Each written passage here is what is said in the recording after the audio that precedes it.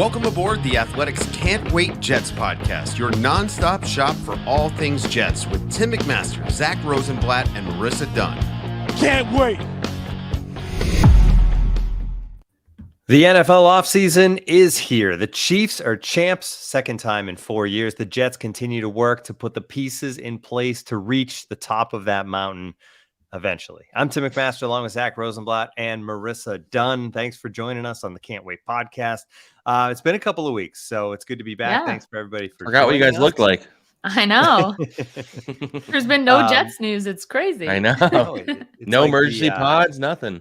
Yeah. The Jets news is kind of simmering. It's just kind of waiting to explode. And Yeah. Marissa hasn't been busy with her other podcasts at all, so she's just been like hanging out on the beach and stuff. The podcast we shall not name. Yes, but a rough. Actually, we should start there. Actually, we're going to get to the quarterbacks.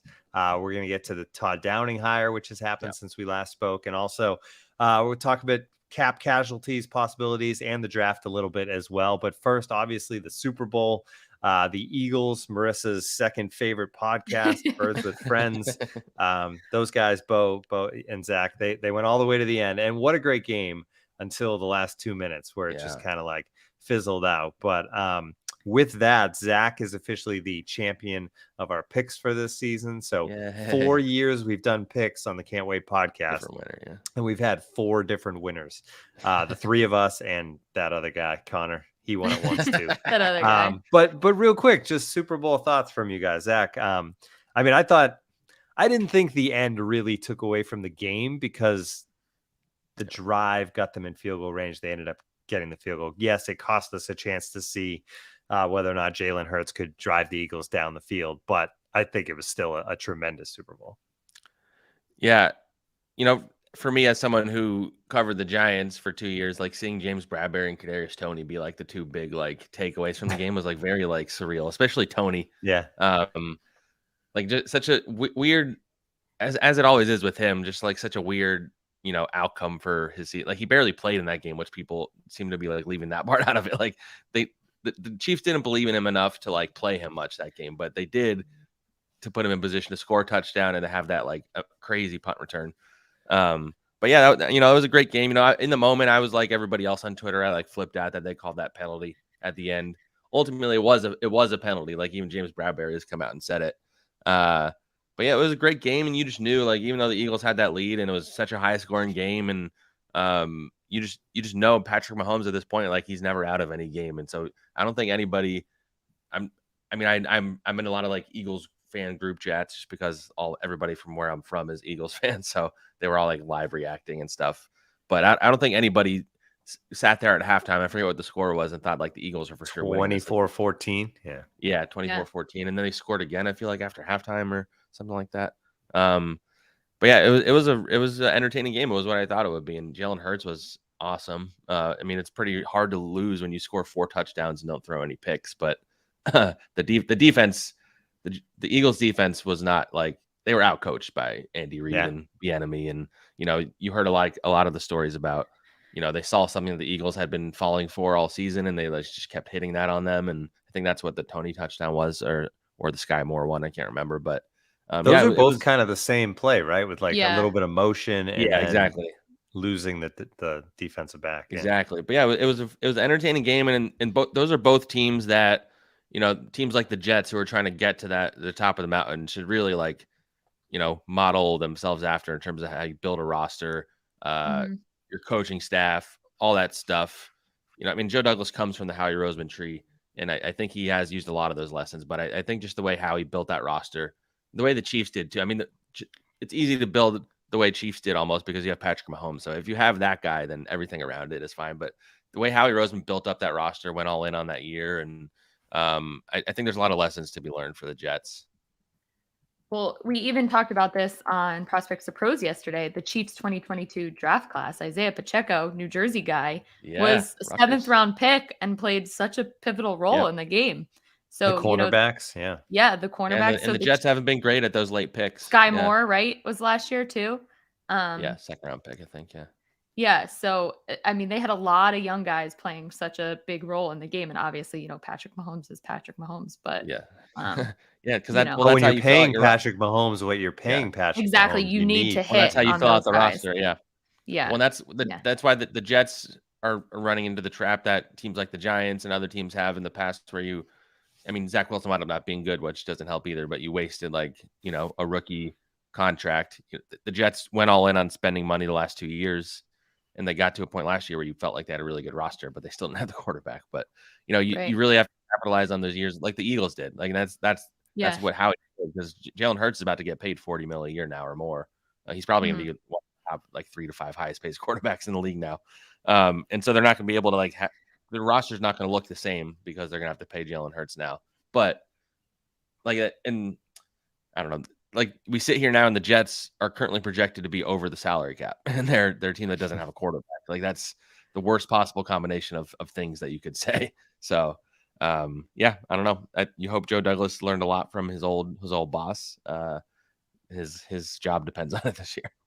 Yeah. Yeah, the last 2 years they had all that money and now it's spent, and you were depending on that young quarterback and he's not there. But things can be done. The NFL, we saw the Saints just play magical chairs with the salary cap for a lot of years with Drew Brees. There's definitely ways to do it, and the Jets are going to need to do a little bit of that. Yeah, I took away from the Super Bowl that I think the Eagles are actually the better team, but the Chiefs had the better day, had the better half, and had a better coaching game, right? I'm not saying the Eagles coaches are bad. Obviously, Sirianni did an amazing job. Andy Reid's as good as it gets, yeah. Yeah, and both Eagles coordinators are now head coaches, right? Since that game. Crazy. But yeah, props to Reid and Bieniemy and all those guys. And Marissa was up till 6:30 in the morning with the Birds with Friends guys. Oh my God! After the Super Bowl. Yes, yeah, because they're on Mountain Time. So by the time they finished writing and a losing locker room's hard to get, takes time. You guys did an episode like every day during the week off or whatever, right? Yeah. Yep, superb owl week, as Bo Wolf would like to call it. But all of our writers did such a great job covering the Super Bowl, and for sure. obviously we're going to plug The Athletic here, but you really couldn't get that kind of coverage from a team perspective, from a national perspective. So I'm sure they're all pretty tired this week, but they did an awesome job and definitely deserve a little time off after that. So I do think when I started on the Eagles was 2018, after they'd won the last Super Bowl. And I just remember all the writers just being, because there's not much, combines in 2 weeks. Exactly. There's no break. So the it's beat writers, less than 2 weeks. nobody's gonna care about the beat writers complaining, but the beat writers don't really get any time off until that stretch between training camp and mini camp. But so it's real grind. You don't have time to breathe. And I was toast at the end of the Jet season, and their season ended like usually does. So. Right. Yeah. I mean, training camp started the end of July. So this has been nonstop, Crazy. Weekends, nights. So yeah, shout out to everyone who did such a good job covering the Super Bowl for us. So yeah, lucky to work with them. For sure. All right. And with that, let's move on to the Jets and what we just talked about, the quarterback position. That's where we'll start.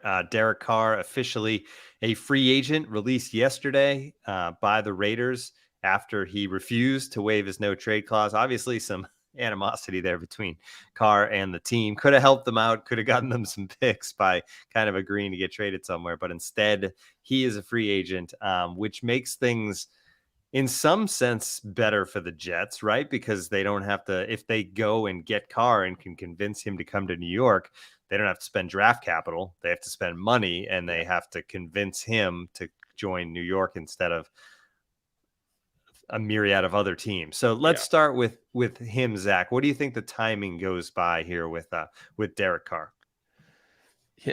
I think it's a real unknown. I think it was reported that he's going to take his time and maybe visit some teams. He already visited the Saints when he was still on the Raiders. And I think the Saints I don't know if they should be considered the front runner, but they should be considered really high up there, because Dennis Allen was his first head coach with the Raiders. So there's some connection there, and they have a good roster and all that stuff. They do have to clear a lot of cap. They're like $55 million over the cap or something insane like that. Because all those years of pushing it back, eventually catches up to you. But yeah, I don't know. I can't really get a read on how quickly it's going to happen. I imagine he'll be resolved before free agency at the very least. So, that's a month from now. Maybe in the next couple of weeks, hopefully by the combine, you kind of know The interesting thing for me, like from the Jets' perspective, is, they obviously want Aaron Rodgers. Nobody knows what Aaron Rodgers is going to do besides Aaron. Anybody can act like they know. Nobody knows what I think it's a really big mystery around the league right now. He's going into his darkest retreat. I forget what, maybe today is that or now, tomorrow. right? I think he's because he said yesterday everybody was like all up in arms because he hadn't gone into it yet. But I don't know, like, so you have to wait for him to get out of his darkness retreat for 4 days. And then when he gets out of there, is he going to retire? Is he going to want to return to the Packers? Does the Packers want to trade him? Like, there's so many steps between now and the Jets, in theory, even having a chance at him, because you have to convince him to come to you also. And other teams like the Raiders, who have his buddy at receiver, Devontae Adams, are like, we'll be obviously trying to get him too. So I'm curious if the Jets are going to be willing to wait out Aaron Rodgers, or are you going to go all out to try and get Derek Carr right now? Because and I think we've talked about this. Like, if you come out of this and you don't get Derek Carr, and then Aaron Rodgers is like, I'm going to stay in Green Bay. Then you're left with, and whenever that is decided, who knows? Like, will that be decidable free agency? I have no idea. You would hope it would be, because I think Aaron Rodgers is smart enough to know you have to, to help your team out, that you're going to do. But okay, they don't get Aaron Rodgers, then you're stuck with free agency and trying to get Jimmy G, which is not guaranteed that you can go and get him, or trying to get Ryan Tannehill, who's technically still on the Titans roster, or you settle for Mike White or Jacoby Brissett, like nothing that anybody's gonna be excited about. So you're left kind of empty-handed if you don't get one of Carr or Rodgers in a lot of ways. And so I'm very curious to see how Joe Douglas is going to approach this. I know, I think I'm pretty confident saying that Aaron Rodgers is at the top of their wish list, and I think Derek Carr is number 2.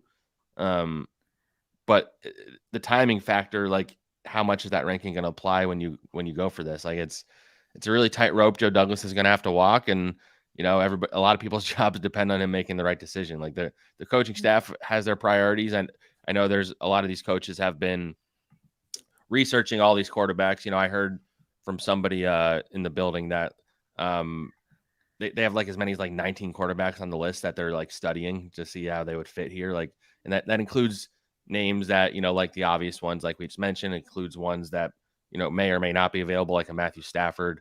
Like they have a long list of names. I think you have to prepare for all scenarios. I wrote something recently about like a 2-part thing, like ranking all the quarterback candidates they'd consider. I had Jimmy G as the number 1 most likely that winds up here. And I think you'd be happy with that. But the problem is he's injury prone. And do you trust Zach Wilson's number? Anyway, these are all topics we're going to talk about a lot over these weeks, I imagine. But to answer your original question, Derek Carr, like I have no idea when it's going to play out. I would think we know something by the combine. Like that's a decent amount of time for him to go and visit teams and negotiate and all that stuff. So I would think by the combine we know Derek Carr. Aaron Rodgers, which starts the week of February 27th. Yes. Yeah. And he's already met with the Saints, right? Like, he's done that visit. Yeah, and apparently the Jets I didn't heard this, but I think Albert Breer reported that the Jets like at least contacted him or the Raiders during that process, but it was like, never really got anywhere, because I think it was pretty clear they were not going to actually trade him, or he wasn't going to accept a trade anywhere.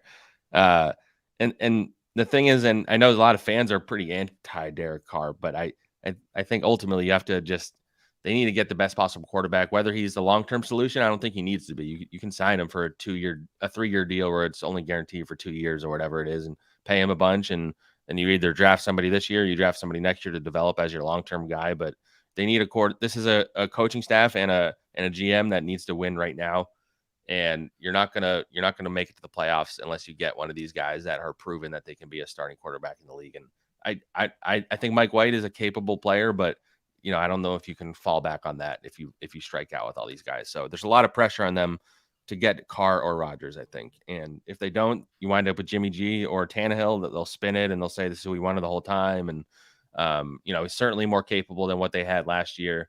And you feel maybe a little bit better, but at the same time, those aren't the most exciting quarterbacks, and neither of those guys are going to sell tickets, which, ultimately I think Woody cares about too. So I just don't get Rodgers being the number 1 option, just from an age standpoint and from I mean, let's be honest, like, who knows, right? Where's his head at? Like, I just don't quite get it. He's going to be a quarterback for what, 1 year, maybe? I guess he's got 2 years left on that deal.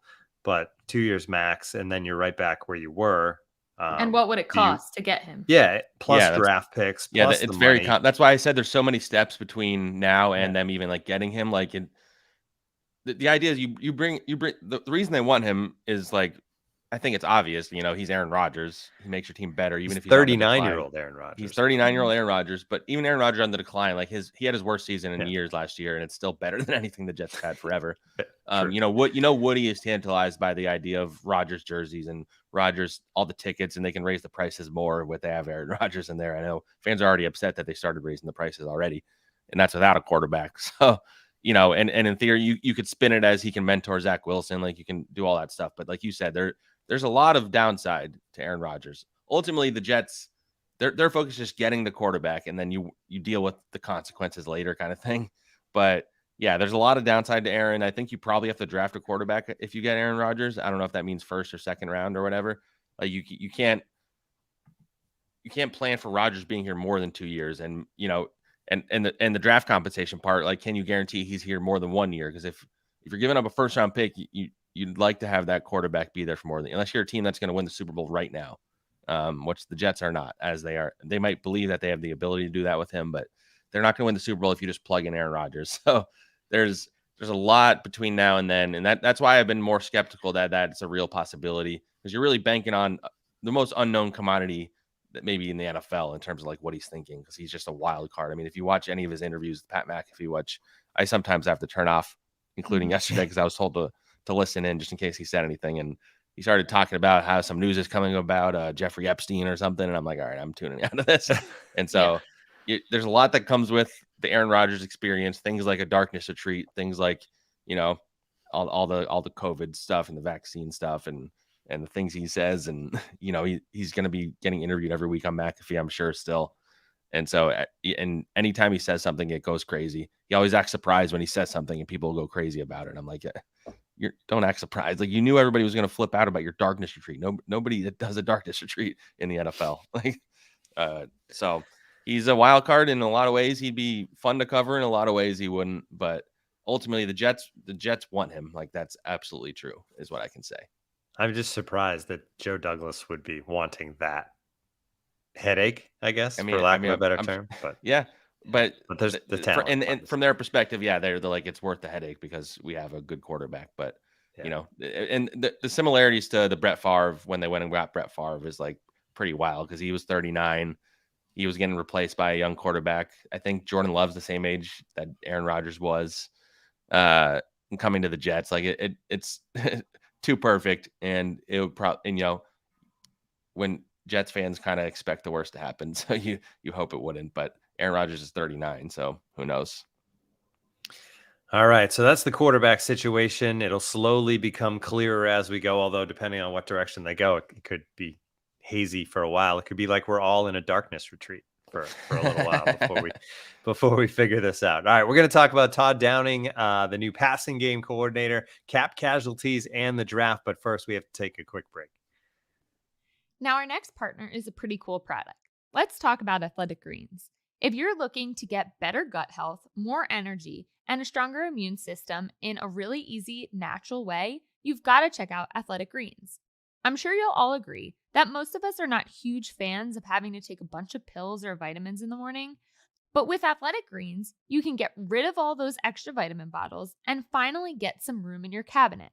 Athletic Greens is an all-in-one solution that actually tastes pretty good. You'll really enjoy getting your daily vitamins. So what is this stuff?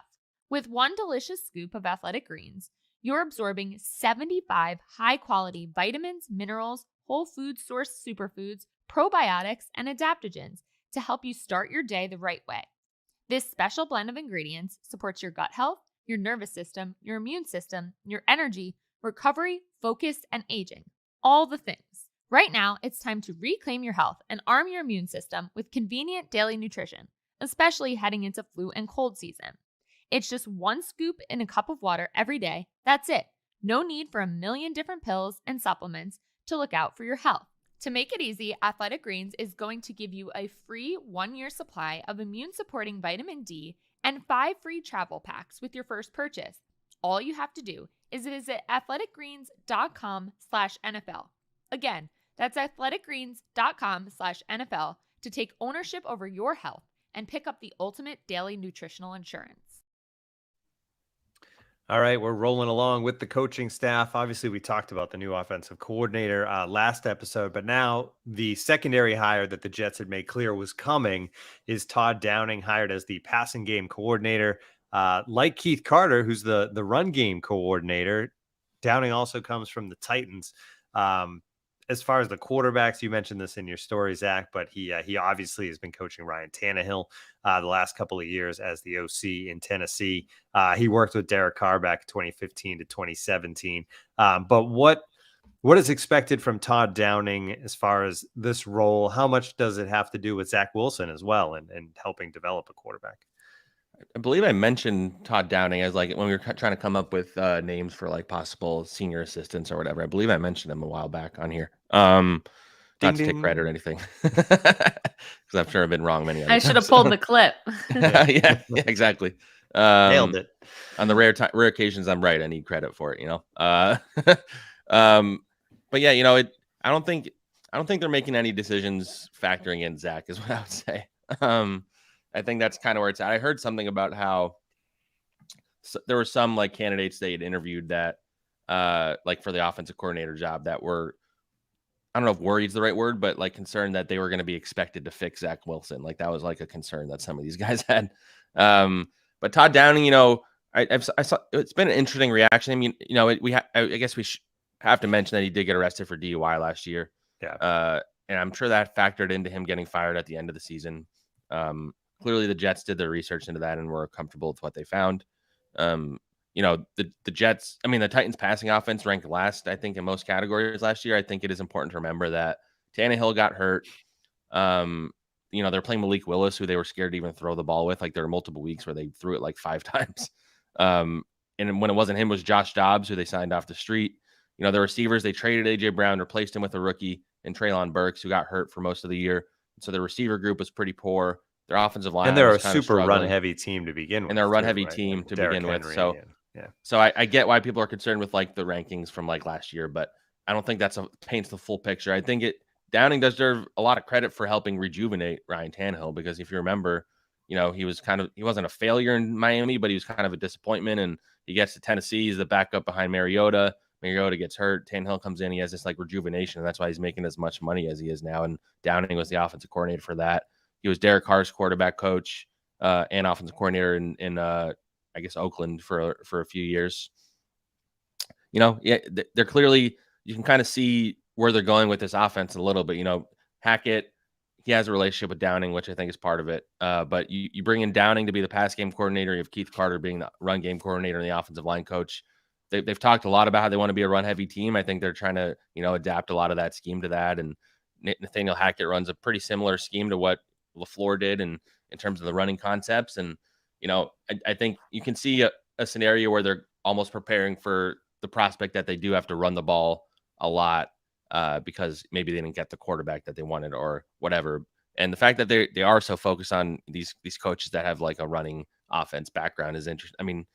He's a passing game coordinator technically, but I don't know. They're gonna have to do something at running back, I think, because I'm not as confident as the team seems to be that Breece Hall is going to be himself right away. So you need to get some help in there, I think. And in terms of Downing, I get the impression that he's going to work, not exclusively, but pretty heavily with the quarterback position. Like he's going to be a pseudo quarterback coach. Rob Calabrese isn't going anywhere, is my understanding. Todd Downing is they wanted to bring a veteran coach onto the staff. He's a guy that's been an offensive coordinator in this league for a while.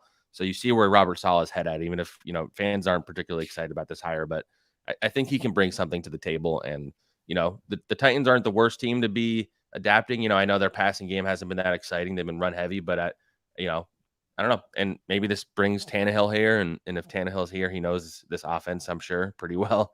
And the tendencies that they have and all that stuff. So it's just something to keep in the back of your mind that he has ties to guys like Carr and Tannehill. And I don't think he's going to, change the offense. It's going to be Hackett's offense. It's going to look a lot like what we saw the last few years. But Downing will play a big role. And this is a different kind of structure of this offensive staff that Saleh kind of teased that he was going to do. And so you're seeing a run game coordinator, pass game coordinator. It's kind of what they did in San Francisco. Didn't really have an offensive coordinator because Shanahan was calling the plays, but Hackett will do that here. So, yeah, it's a new look staff, and they still have to hire a wide receivers coach. I know they requested to interview Rex Ryan's son, which would be kind of cool if they hired him as the receivers coach. You could bring that back. I actually saw Rex he's a candidate he's a candidate to be a DC somewhere. I forget which job it was. Was it Denver? Yeah, I think it was Denver. Sean Payton might hire him as his DC, which would be cool because then we'd get awesome. A Jets Broncos game this year too. So, but yeah, so Downing, I don't think he's gonna like change the structure of everything they do or anything, but he's a name, he's experienced coached, and Saleh wanted to bring him in. And I think that's one key here, right, is the experience factor, because you're going from, that was the problem. It seems like LaFleur didn't have the experience. He was the bright young mind, but he had never been an offensive coordinator. He had never actually called plays for an NFL game. And, it went sideways last year. So at least now you have levels of experience on that offensive staff, not just one person leading the way, but everybody there has years of experience in the NFL and multiple people who have been offensive coordinators. Yeah, exactly. And they need to fix this offense. And so you could do worse than bringing in a bunch of veteran guys. And, and I know a lot of people weren't even excited about the Hackett hire, but, ultimately these are experienced coaches with a history that, they've experienced calling plays, and the Jets have some weapons on offense, and you hope that they are the right people to get them the ball. All right. We talked about it a little bit at the top, the fact that the Jets are no longer going to be enjoying the spoils of having a rookie quarterback contract under center starting means you got to find some money to pay those guys, whether it's Carr or Garoppolo or Rodgers or Tannehill. So where does the money come from? Probably a lot of cap casualties. So let's get into it. Zach, you have a story that you posted. Was that last week you put that up, I think it was either last week. I lost track of time, but it's been within the last couple of weeks. And you go all the way down the roster. So people definitely check that out at The Athletic. You can join The Athletic right now, athletic.com/can't wait. $1.99 a month, I think, is the current deal for a year. But the top of the list as far as savings goes, Carl Lawson, $15.4 million. Corey Davis, $10.5 million. Now, all these have also dead space attached to them. And it's very, this cap stuff is beyond my expertise as far as NFL.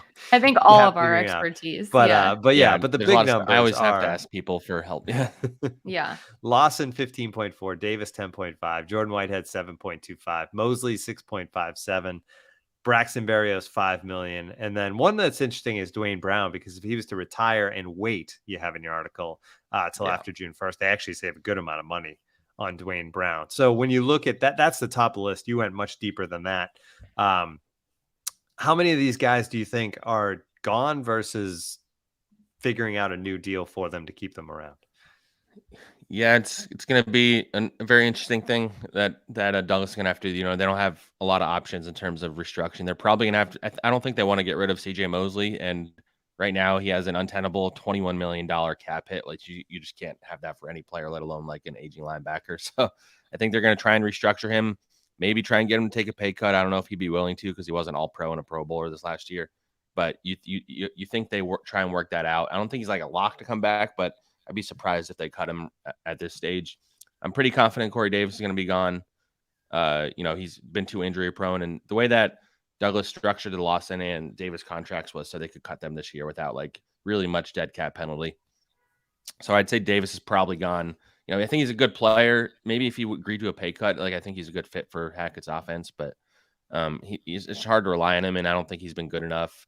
And I think if he hits free agency, it's a really rough free agency class at wide receiver. So I think he could probably go and, make a decent amount of money somewhere else. Lawson's going to be the interesting one because, a lot of it depends on what quarterback they go after. If they sign Derek Carr, you could probably structure it so maybe it's not a huge hit the first year or something like that. But, Carl Lawson is a really good player. He's not, an all-pro, but he's a really good player. He's a good pass rusher, a premium position.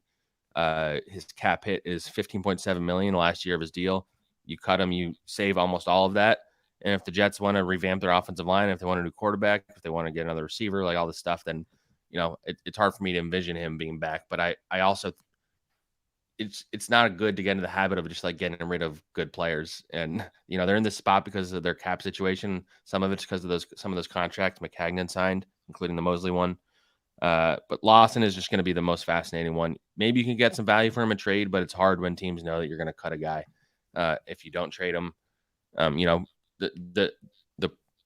The reason why you could see them cutting him, I think, is because you just drafted Jermaine Johnson in the first round last year. In theory, you'd like him to be ready to take on a full-time role. You have Michael Clemens. You have Bryce Huff is restricted. You think they bring him back? They could bring in another veteran. It's going to be a riot if Bryce Huff doesn't come back. Yeah. Oh, yeah, for sure. It was funny. I think somebody sent me a clip of Garrett Wilson was at because he was on Radio Row doing all the interviews, and somebody asked him who the most underrated player in the NFL is, and he said Bryce Huff. So his team also wants him back, clearly. So Lawson is a fascinating one that I can't really get a read on. Dwayne Brown's another interesting one. They could cut, or he could retire, or he could come back. There's so much unknown on the offensive line. Like, can you rely on Mackay? Connor McGovern's a free agent. Nate Herbig's a free agent. George Fant's a free agent. I could see all three of them not coming back potentially. And so you have all these holes. And do you really want to get rid of Brown too? When he's healthy, he's solid, but he's going to be coming off shoulder surgery and he's 38 years old. And so that's a fascinating one. Barrios, they really like him here, but Michael LaFleur is the one in particular that loved him. And he's making a little, like, his cap hit is $8 million, which is a lot for basically a number 4 receiver and a returner who had a down year as a returner. They can't bring him back to that cap hit. If they cut him, they save $5 million. He's a guy I could see maybe taking a cap hit, a pay cut, because I don't think he's going to make that money in free agency necessarily.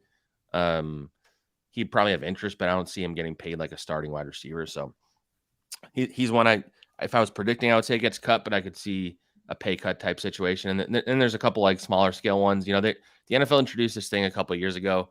It's like performance escalators. It's for guys that aren't first round picks. They get like an increase in salary if they hit certain like playing time incentives. And so they get a big jump in their salary in their 4th year.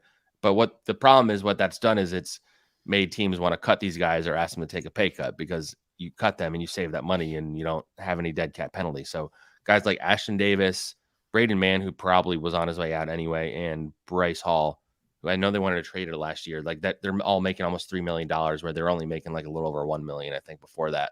So I don't know if they want, like, Bryce Hall clearly doesn't have a role here. He was inactive most of the year, so they might have to just cut him, because I can't see him taking a pay cut. Maybe Davis would take a pay cut.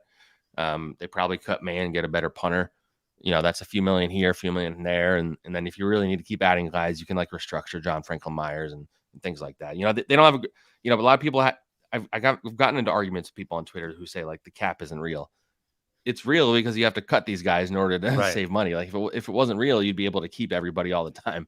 So they made all these decisions in past years, and it's coming back to bite them now. And if they want to have money to go and get new players, another thing people forget is when you cut a guy, you also have to replace him. Like if they cut Jordan Whitehead, they don't have a single starting safety that you trust in. So there's a lot of factors to consider with this stuff. And Lawson is the one I'm most fascinated by. I'm not really sure about Whitehead. If they cut Whitehead, I think they probably go and sign like somebody at that level.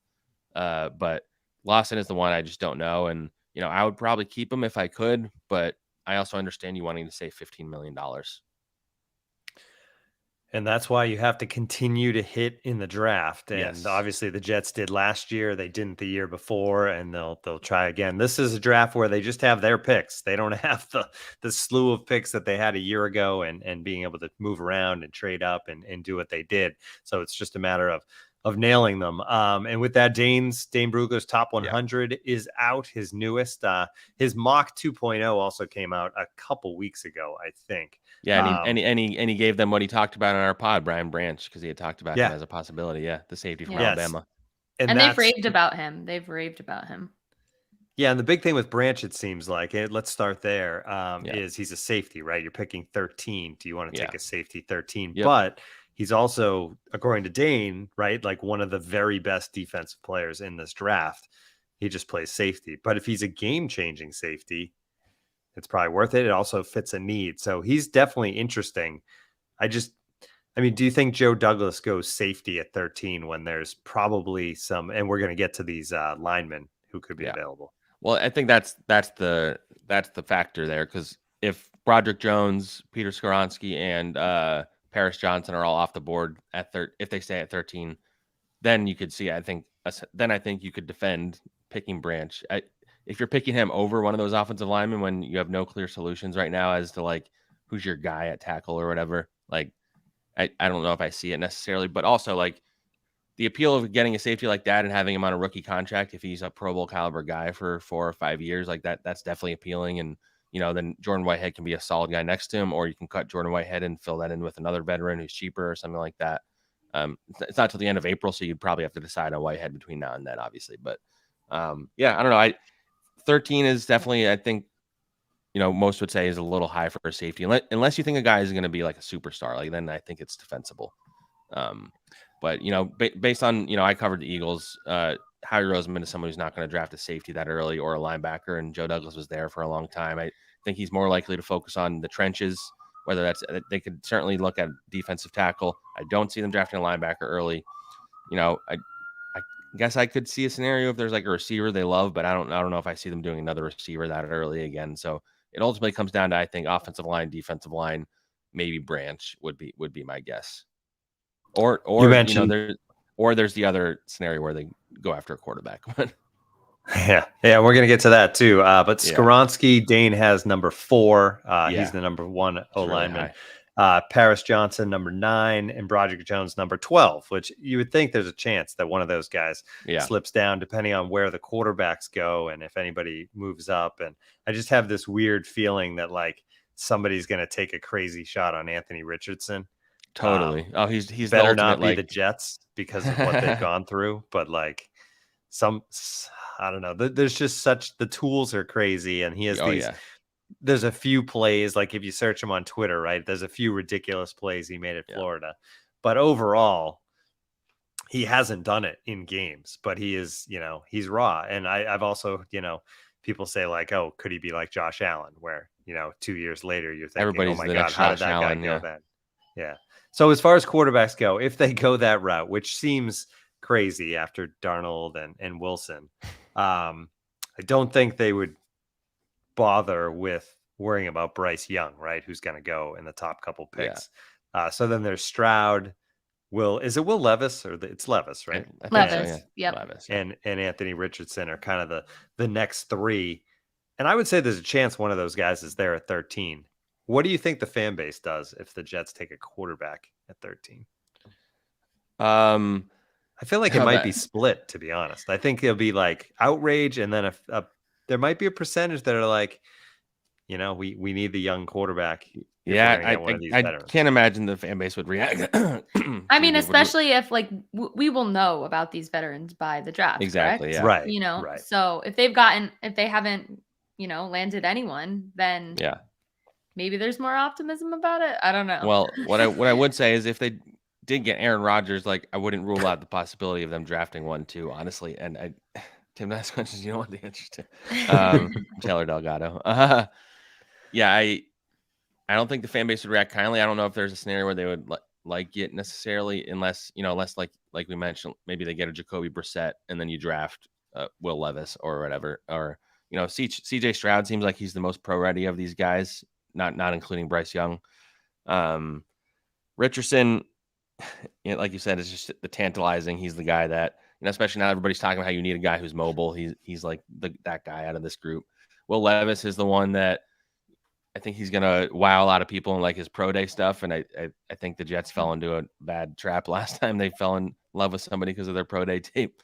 At least he played in the SEC, right? You know what I mean? Yes, versus very true. Wilson. Although he didn't have an amazing year considering all the hype he had this year. But he's a big guy. He's like 6'5". But yeah, I don't see them picking a quarterback. But as Marissa was saying, like who knows what's going to happen with this quarterback stuff, and if they go into the draft, and the idea that this coaching staff would put it all on a rookie when their jobs are on the line, I don't see that happening. But so maybe it would be like you're pairing a rookie with a Brissett, Andy Dalton, or Tannehill, or somebody like that. I will say Stroud was Garrett Wilson's quarterback. True. That's a good point. He would be very supportive of that, I'm sure. Yeah. And vocal. I'm sure he would be vocal. Well, that's been one of the most wild things about this offseason is, number one, Woody Johnson keeps like doing interviews where he's like publicly saying we need to upgrade the quarterback. We're not good enough there, which is like basically admitting that they don't believe in Zach, and you have Garrett Wilson and Sauce Gardner going all over Radio Row saying they want Aaron Rodgers. Like it's just like all these guys just like publicly, and the Jets, Saleh saying stuff like we need to upgrade the quarterback position and all this stuff. It's just like they're trying to like be nice about it, but they're not really hiding that Zach Wilson's not really part of their plans, and it's very interesting to see them just like publicly doing it. I mean, it's obvious, like we all know it, but that's been fascinating to me. Yeah, absolutely. It is just the rookies too. Like you knew this was what you're getting, right? You have these dynamic rookies with confidence that aren't afraid to say what they think, and they're out there on Radio Row saying it. I think it's great, personally, from the outside, but I don't know how Joe Douglas feels about it. But I think they knew who they were drafting, right? These guys this is who they are, and they obviously were amazing on the football field. So, all right, anything else before we say goodbye? No, I don't think anything really is going to happen other than maybe Derek Carr until the combine. I would say I don't think the cap casualties usually start maybe around that week in the combine week. So unless the Jets like traded somebody away, which I guess is possible, I don't think anything's going to happen. I mean, I should knock on wood when I say that. It's going to happen in like 5 minutes after we finish. Our good luck streak will end with that. But yeah, I wouldn't anticipate that like the cap casualty starting yet. It's going to be a lot of just wild rumors about Aaron Rodgers and Derek Carr, and I'm just already looking forward to the moment where that's all over. That's kind of why I secretly want them to just get Carr so we can get this all over with now, and then we can just focus on the rest of the offseason, which I'm sure is an appeal for them too. Yeah, exactly. All right, so as far as our scheduling goes, if Derek Carr doesn't sign with the Jets in the next 2 weeks, I think the next time we'll be here with you is at the combine. I won't be at the combine, but both Marissa and Zach will be at the combine, right? So we'll have to figure out the technology on that. But that'll be fun. I'll miss you guys with you guys out there, but that'll be the next time we check in. As I said earlier, if you want to join the Athletic, $1.99 a month for a year right now. Go to theathletic.com/can't wait for that. Also, on the Athletic Football Show feed right now, there is a tremendous narrative podcast right now. Save me on the name. Between the Lines. Between the Lines. Yep. Between the Lines. The long history of football and race. Yeah, it's great. It just dropped the first episode yesterday. It's going to be 5 episodes total over the next month. So definitely check that out as well. And we're going to run a little preview for that, a little teaser as we say goodbye. We'll talk to everybody soon.